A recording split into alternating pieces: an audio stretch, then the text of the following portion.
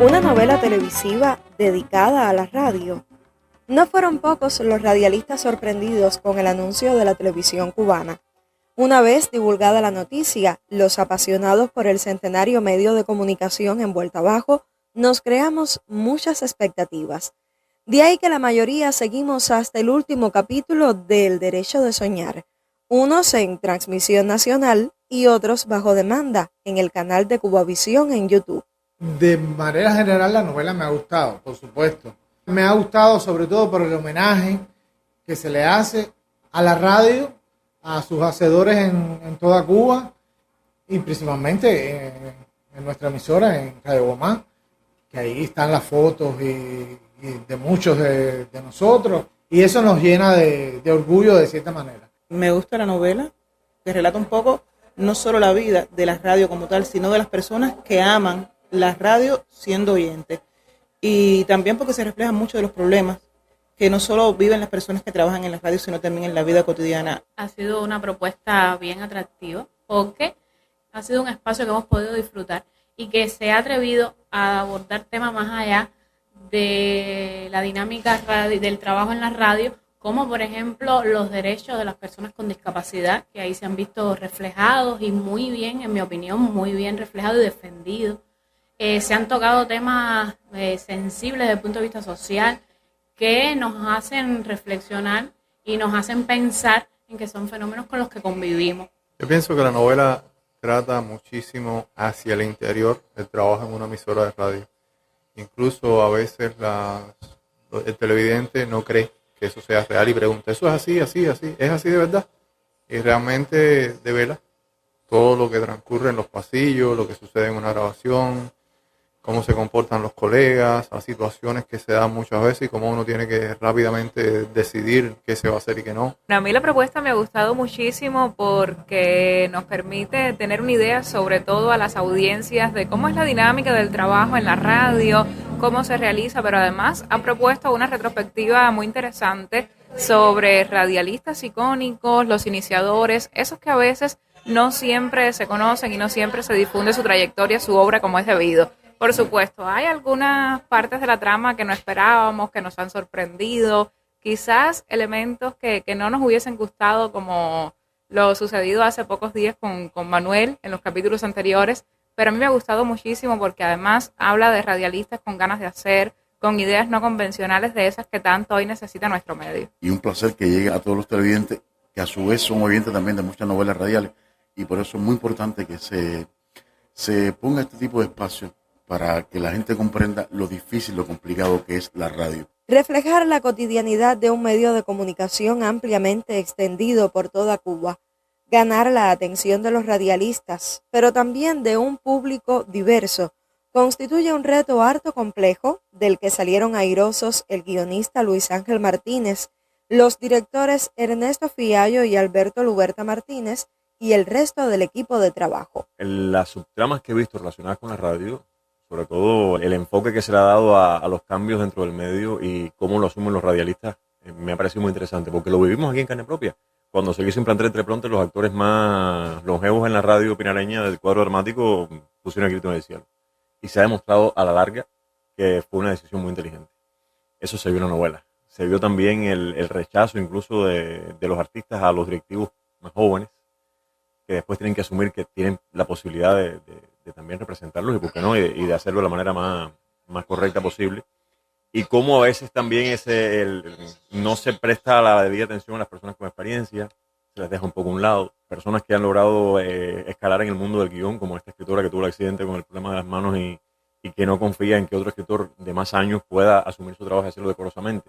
Creo que la manera en que se han manejado las tramas, sobre todo en esta parte de la actualidad, responde mucho a la realidad que estamos viendo los que hacemos radio hoy en Cuba. Me apasiona la historia de Muñeca y Pipo, porque son personas que a veces son invisibles para la vida, la gente la ve minimizada quizás por esa discapacidad que presentan, y son personas que tienen un mundo maravilloso.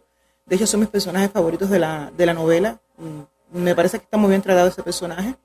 Y también me gusta que se le haga un homenaje al derecho de nacer, una novela cubana de Felipe Cañé, que ha sido versionada tanto en la radio como en la televisión como en películas. Todo lo que he visto lo he vivido en el trabajo aquí en la emisora, pero de manera particular el trabajo de la joven directora a la hora de resistir y convivir con los conflictos que allí se le presentan y las soluciones que ella le ha ido dando, la manera en la que ha logrado hacer convivir generaciones distintas, creadores talentosos y otros quizás no tanto, pero que de igual manera se sienten parte de lo que ella tiene la responsabilidad de dirigir, a mí particularmente me ha marcado.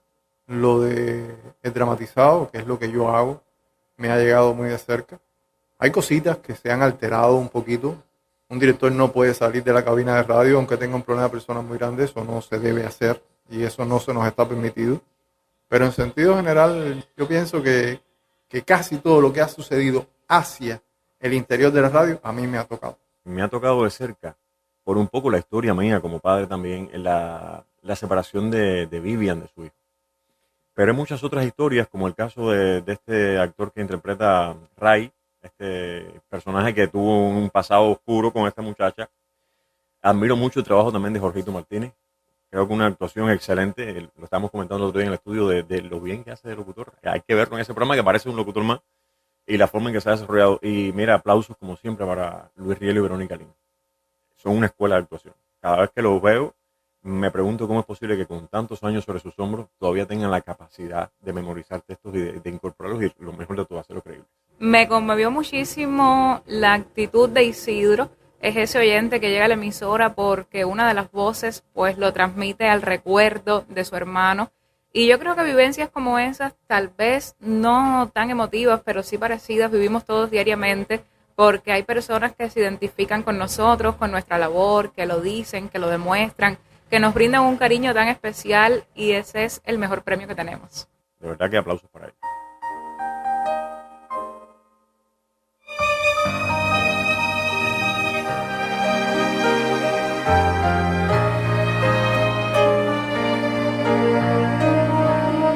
El derecho de soñar no es una obra perfecta, tampoco tiene que serlo, obra humana al fin. Pero a los radialistas pinareños de hoy nos deja un grato recuerdo y a los del futuro un fiel testimonio. Soy Claudia Ledesma Hernández. Muchas gracias por la sintonía. Bueno, el agradecimiento a la periodista Claudia Ledesma por este reportaje precisamente dedicado a la telenovela El Derecho de Soñar, que disfrutamos del capítulo final, pues la pasada semana, específicamente el miércoles. La producción de telenovelas en Cuba ha resultado en los últimos tiempos una imponente fábrica cuya maquinaria no se detiene ante las necesidades del público consumidor. Diversidad de historias, temáticas y escenarios han constituido una y otra vez los ricos ingredientes de un género que florece sin olvidar sus raíces. Esta vez El Derecho de Soñar resultó una propuesta diferente que invadió los hogares cubanos cada lunes, miércoles y viernes. El Derecho de Soñar no narró una simple historia, sino que nos narró un pasado glorioso de gran impacto cultural, además de mostrarnos la actualidad para de esta forma homenajear los 100 años de la radio cubana. Como prometimos y como di a conocer en los adelantos al inicio de Estamos Contigo, hoy me place muchísimo conversar en vivo con Alberto Luberta Martínez, guionista y director de la telenovela El Derecho de Soñar, funciones que compartió junto al escritor Ángel Luis Martínez y el director Ernesto Fiallo. Buenas tardes, Albertico, y bienvenido aquí a Pinar del Río. ¿Qué tal? Buenas tardes y muchas gracias a ustedes por la invitación una vez más. Yo recordaba ahorita que una de las primeras entrevistas que me realizaron a propósito de la novela fue precisamente con ustedes y bueno, esta ya posiblemente sea la última porque ya la novela se va acabando y también me es un placer para mí que sea con ustedes. Entonces. Ah, pues qué bien. Yo digo bienvenido a Pinar del Río, a los hogares, a los centros de trabajo, a los centros de estudio, donde quiera que estén escuchando el Cultural de Guamá, pero también nos escuchamos en Artemisa, en Mayabeque, en La Habana y hasta en Matanzas, en muchos lugares de la Atenas de Cuba. Bueno, ¿qué tan grande, Albertico, resultó el reto de mostrar dos épocas diferentes y armonizar la historia a narrar? Bueno, mira, eso desde el principio sabíamos que era un reto por muchas cosas. Es un reto doble porque era un reto, primero, hacer época en estos tiempos, en las condiciones en que se trabaja. Es un reto hacer época, aunque sea solamente 7 capítulos. Y lo otro es entroncar una historia con la otra. Sabíamos que corríamos el riesgo de que la gente o gran parte del público se quedara enganchada con esa primera parte.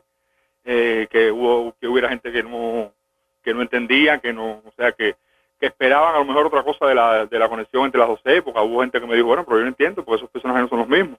Y entonces es un riesgo que quisimos correr. En primer lugar, porque bueno, cuando empezamos a traquetear la historia, como decimos nosotros, a ver por dónde le entrábamos a la novela en homenaje a la radio, tuvimos varias sesiones con las asesoras Eunice Peña y Luis Larramendi. Ángel Luis y yo todavía éramos los únicos que estábamos en el proyecto. A ver más o menos por dónde le entrábamos, ¿no? Y entonces, bueno, hubo varias sesiones esas en que tú ves una tormenta de ideas y se habla mucho y no se llegaba a nada concreto, hasta que Ángel Luis buscó en internet y encontró esto de María Valero, el accidente, que no solamente por el componente dramático que tiene era atractivo, sino también porque coincidía con Juan Mestre y Amado Trinidad, que eran dos personajazos de la radio de aquella época, y todo esto de la Guerra del Aire, que era muy atractivo y muy representativo de toda una época. Entonces, bueno, empezamos a hablar de eso. En la casa productora no querían que hiciéramos época porque se asustaron mucho. Nosotros lo defendimos. Y después vino la parte entonces de qué cantidad de capítulos hacer. Las asesoras se enamoraron de aquella historia y empezaron a hablar de la novela completa, pero yo nunca estuve de acuerdo con eso, porque los radialistas que hoy en día se paran delante de un micrófono, detrás de una consola o en la mesa de dirección o en la redacción periodística, en cualquier parte donde sea radio, pues merecen también un homenaje. Así Porque mismo. como dijo en una ocasión José Cardona, la radio llegó a los 100 años no solo por aquellos primeros, sino también Por por lo los que que vinieron estamos. después y por los que están hoy. Así mismo es. Bueno, creo que estamos ante una telenovela diferente que hace una propuesta diferente.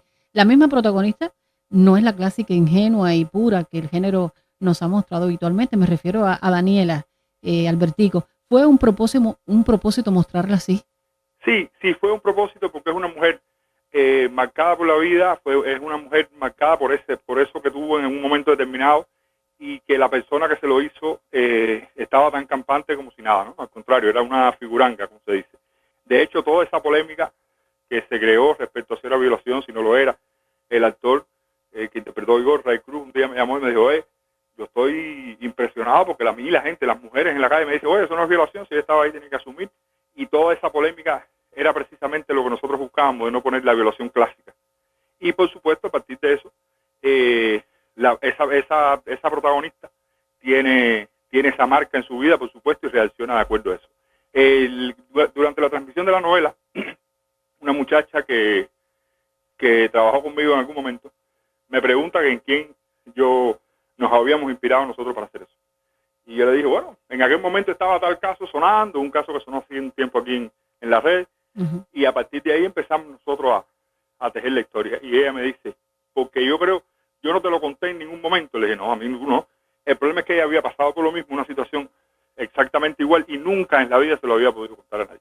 De hecho, el audio que sale en el capítulo 58, que le pone Daniela a Iris, es la voz de ella real, contando su historia con un profesor que hoy en la vida está tan campante como si nada, reconocido. Ella no sabe bien por dónde está, pero sabe que está, a no ser que lo hayan cogido en otra cosa, pero debe estar campante en su lugar, y ella es la que lleva la marca por dentro.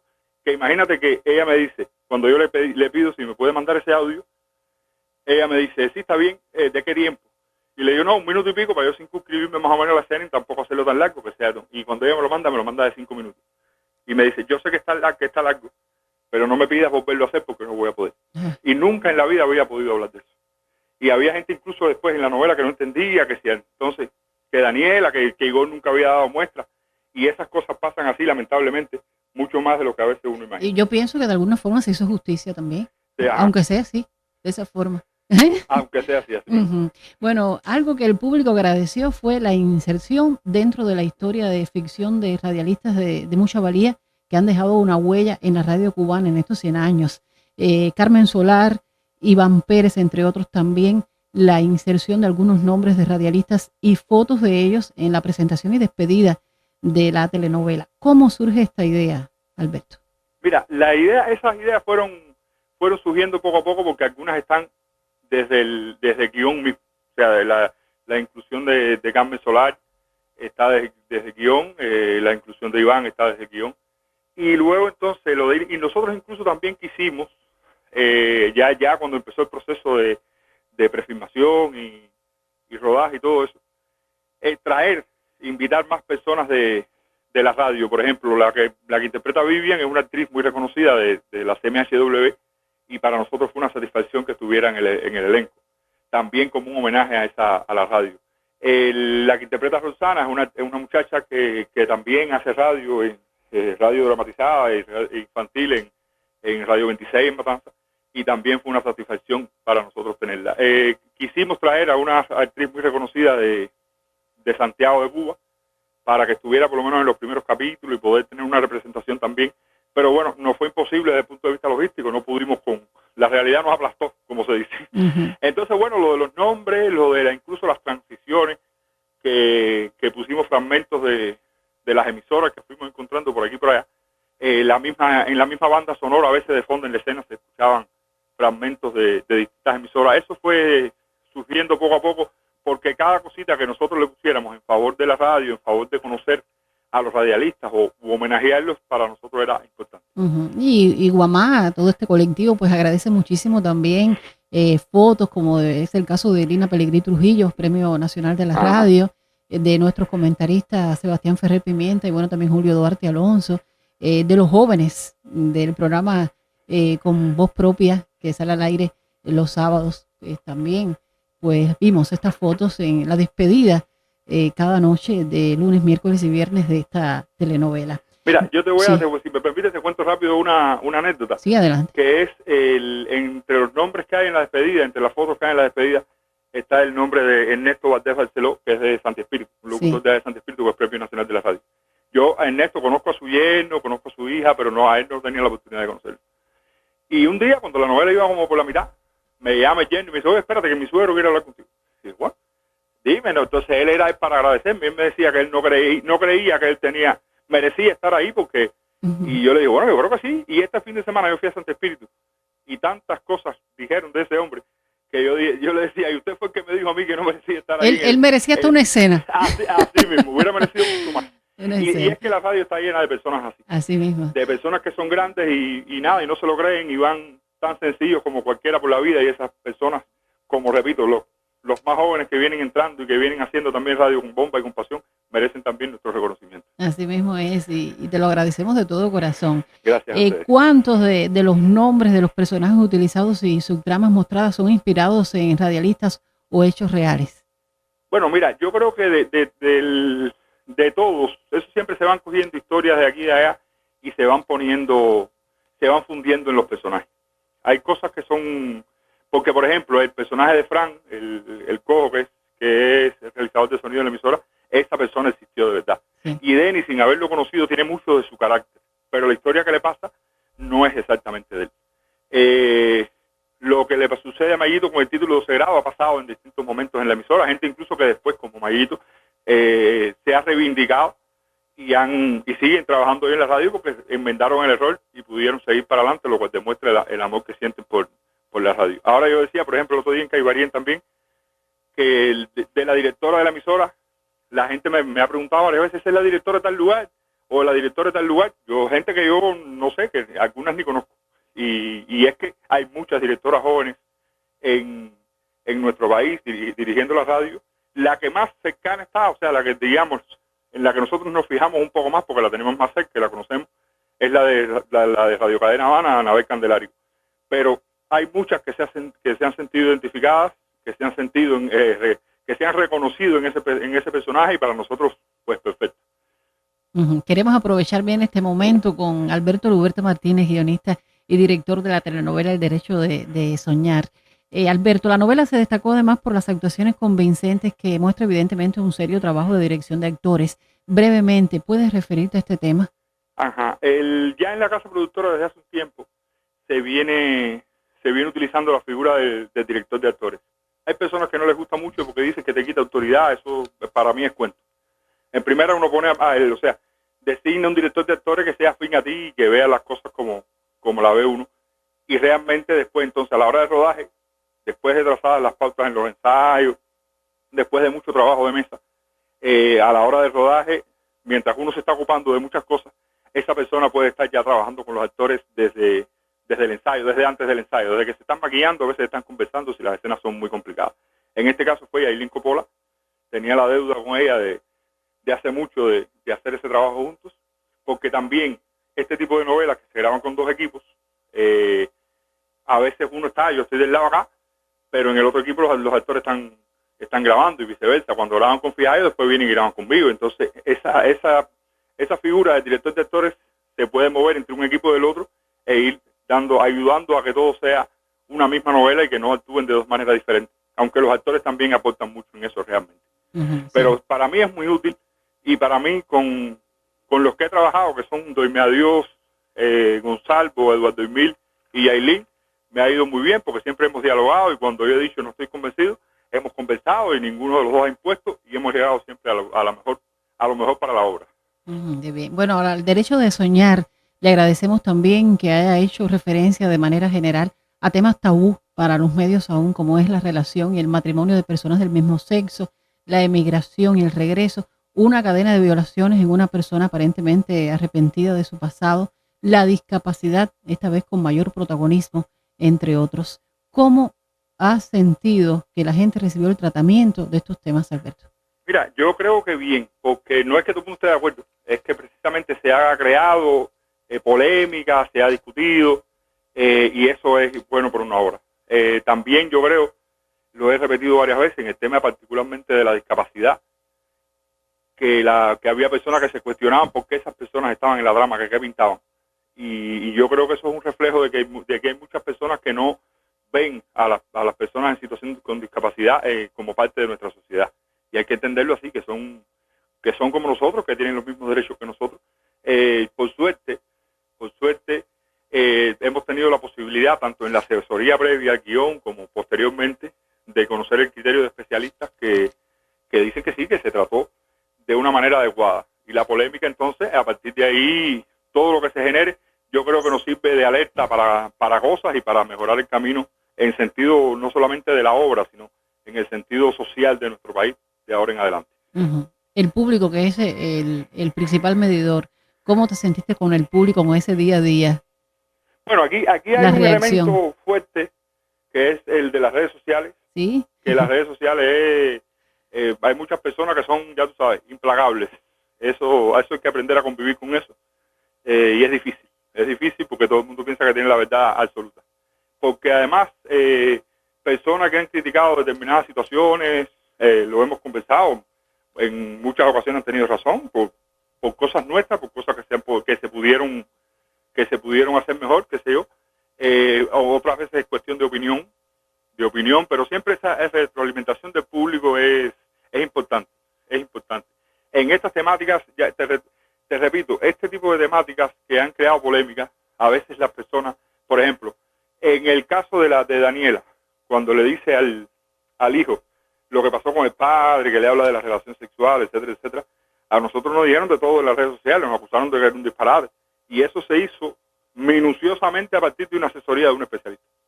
De hecho, como era un tema tan delicado, como es un tema del que uno como guionista conoce tan poco, pues ella mandó unos audios y nosotros prácticamente las escenas las escribimos a partir de esos audios. Cada cosa que está dicha ahí era algo que nos había aconsejado la especialista de cómo llevarlo. Y bueno, es que en estos procesos también, en todo sentido, uno siempre termina aprendiendo mucho, porque se tocas temas que no te son cercanos y en la propia investigación vas aprendiendo, pero en la propia relación con el público también vas aprendiendo, porque por ejemplo, eso mismo de Pipo y Muñeca, que inicialmente fue simplemente el homenaje al público de Alegría sobre Mesa, que el público ese fiel, el que iba todos los días, el que no fallaba, había muchas personas en situación de discapacidad. Y eso que empezó siendo así, chiquitico, creció por la reacción del público a favor, o mucha gente a favor. Pero ese tema de que si podían parir, que si no, yo mismo cuando estábamos planificando las escenas, yo era de los que decía que no, al principio del proceso.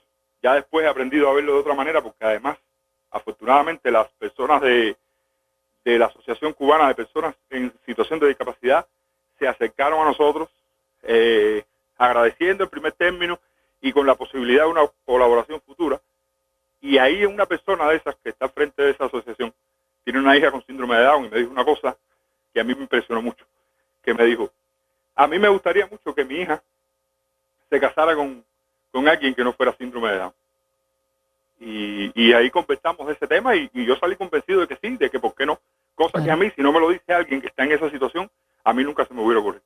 Así que bueno, siempre es un proceso que lo hace crecer a uno como profesional y como persona. Bueno, y sería bueno ya casi que finalizando esta conversación, Alberto, conocer de proyectos inmediatos para la televisión o el cine. Bueno, el único proyecto sí inmediato que tengo es el de la edición de la segunda temporada de Al habla con los muertos, que ya la grabamos hace unos meses. Y bueno, estamos esperando ahí a editarla para que salga el año que viene en algún momento. De momento nada más. Ah, qué bien. Sí quisiera decir que en la primera conversación que hubo sobre el tema de la novela, cuando nos llamaron a mí y a Ángel Luis, fue en marzo del año pasado, en marzo del año 2022. Para que una novela que en el marzo del 2022 no tiene ni una letra expuesta, ni una idea imaginada, nada, para que pueda salir en junio de este año como salió, hay que hacer un trabajo arduo, un trabajo en el que se involucra mucha gente. Hay que hacer procesos paralelos que de la prefilmación al mismo tiempo que se está escribiendo, hay que buscar locaciones, hay que buscar casting a partir de guiones que no están escritos, sino que son historias que están proyectadas. Y en ese proceso intervienen muchas personas a las que siempre le agradezco, porque el audiovisual es un arte, o uno arte según una discusión de otra gente, pero es un trabajo de muchos, no es solamente yo, no es solamente Ángel Luis, no es solamente Fiallo, es todos los que de alguna manera pusieron su mano ahí para que la novela pudiera estar al aire y terminara, bueno, como terminó ya la semana pasada. Y a eso sumar por toda la situación que estamos pasando en el país, Así mismo. que también frena un poco cualquier actividad. Así mismo. Bueno, muchísimas gracias y quiero enviar desde esta cabina de transmisiones de parte de nuestro director Fran, del realizador de sonidos, que hoy es el día del realizador de sonidos, pues ayer día 4. Y también, bueno, en el mío, a su querida madre, a Caridad Martínez, Premio Nacional de la Radio. Muchas gracias, yo te lo digo. Bien, bueno, entonces gracias. Estábamos conversando. ¿Algo más para Gracias el pueblo de muchas Pinar gracias del siempre. Río? Bueno, hasta otra oportunidad. Okay. Conversábamos con Alberto Luberte Martínez, guionista y director de la telenovela El Derecho de Soñar. La novela que concluyó el pasado miércoles y que disfrutamos muchísimo cada noche de lunes, miércoles y viernes a través de Cuba Visión. Hasta otro momento.